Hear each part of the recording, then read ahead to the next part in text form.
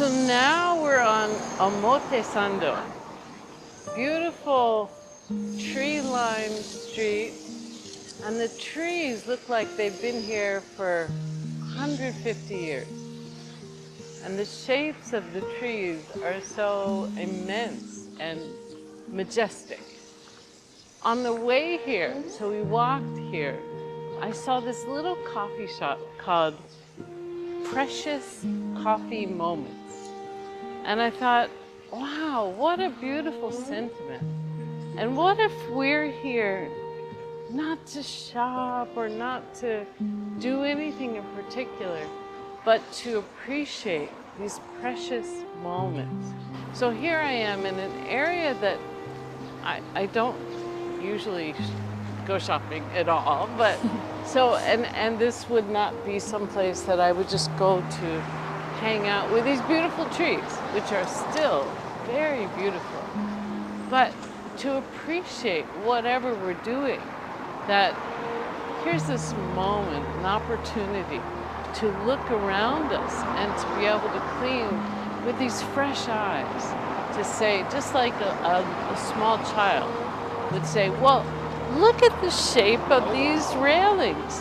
It's like a little slide, and they dip down, and wouldn't it be fun to slide down the slide and go sailing up in the sky?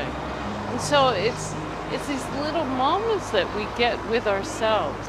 And there are times in our lives we feel, oh, it's mundane. We're bored, we're walking in a place in our lives that feels like we've done this over and over and over. We have little to occupy us except the tasks that we've done 1,000 times.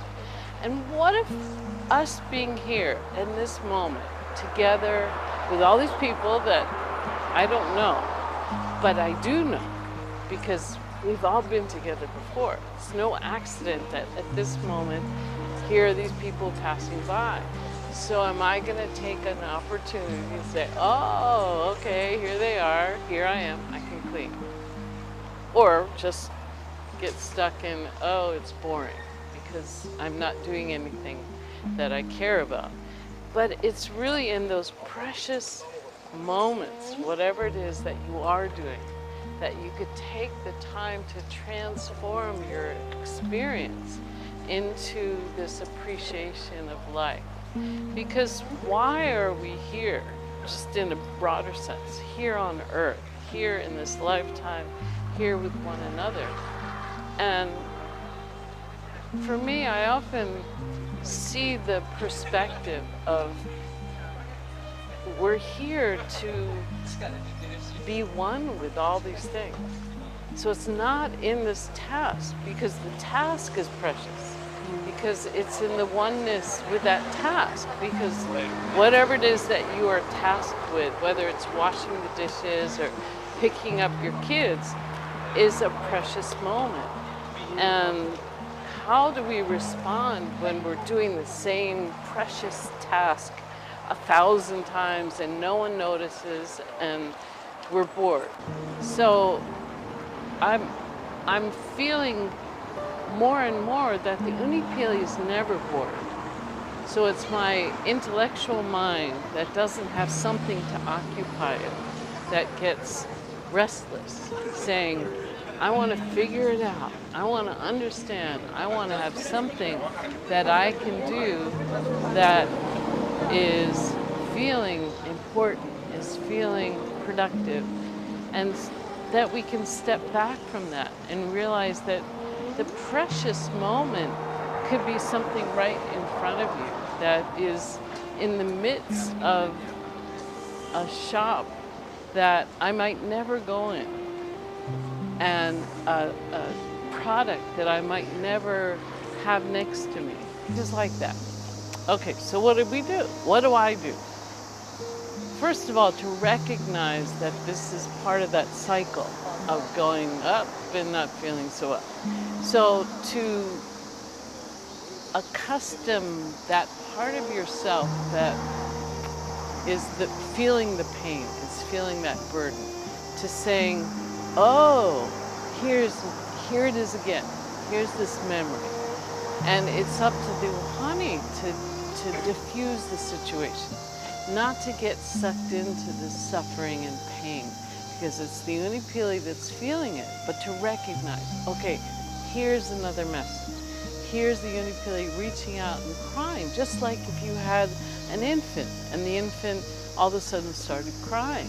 It's not my job to say, don't cry.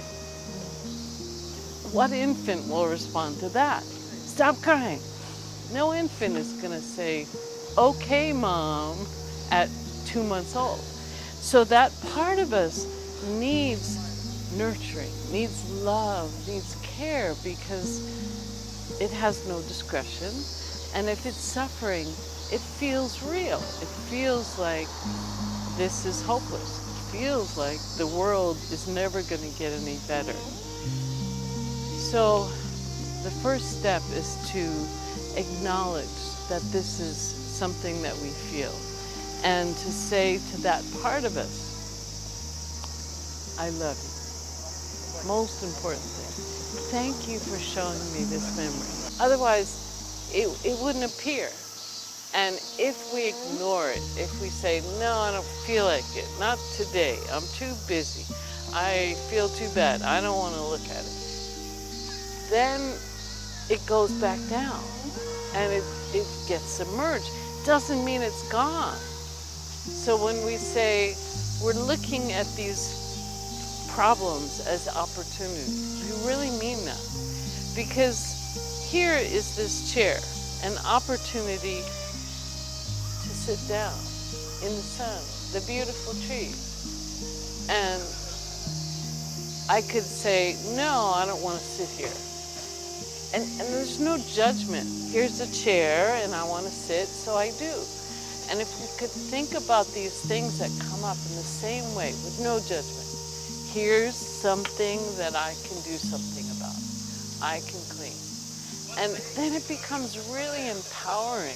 So walking here, I saw this beautiful green and yellow bamboo that I'd never seen before, growing right up to the edge of the sidewalk, and taking every available opportunity to live. It had been cut back, and it was sprouting back up.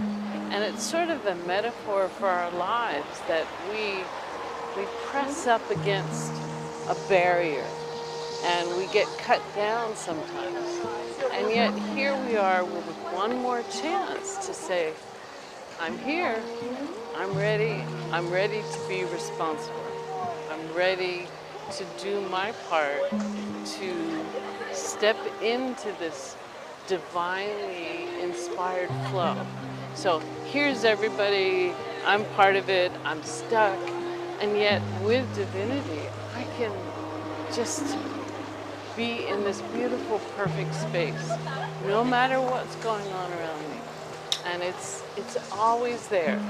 And all we have to do is that first step of reaching within ourselves to say, I love you. Thank you for being with me today. Because being as one with ourselves means we then have the opportunity to be one with these beautiful trees and the people that are going by, with the interesting shoes and the interesting clothes. And who knows why this person is walking by, but I can breathe. I appreciate your being with me for these precious moments here in Japan, in Tokyo. I love you. Aloha. Thank you. 想更深入学习荷欧波诺波诺的人，请参阅摘要栏。